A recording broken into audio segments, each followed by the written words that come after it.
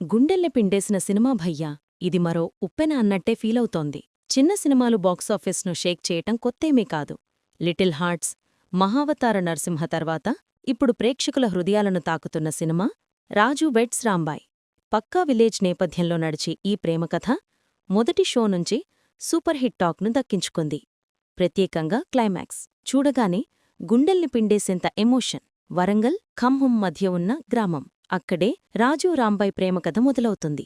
రాజుగా అఖిల్ రాజ్, రాంబాయిగా తేజస్వినీరావు. ఇద్దరూ పాత్రల్లో పూర్తిగా మునిగిపోయి అద్భుతంగా నటించారు. సపోర్టింగ్ పాత్రల్లో శివాజీరాజా, చైతూ జొన్నలగడ్డ కూడా బాగానే ఆకట్టుకున్నారు. చిన్న సినిమా అయినా మొదటి రోజే 1 కోటి రూపాయల గ్రాస్ కొట్టింది. కథబలం ఉంటే సినిమా ఎక్కడైనా హిట్ ఖాయం. దర్శకుడు సాయిలో కంభంపాటి కథనాన్ని నిజాయితీగా తీర్చిదిద్దారు. సురేష్ బొబ్బిలి సంగీతం సినిమా ఎమోషన్ను మరో లెవెల్కు తీసుకెళ్ళింది.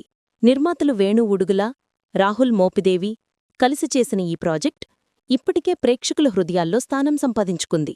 ఇది కేవలం సినిమా కాదు భయ్యా, మన గ్రామాల్లో జరిగే నిజమైన ప్రేమకథలా ఉంటుంది. మీరు చూశారా రాజు వెడ్స్ రాంబాయ్? మీ ఫీలింగ్స్ని కామెంట్లో చెప్పండి. చూడలేదంటే ఓసారి థియేటర్లో తప్పక చూడండి.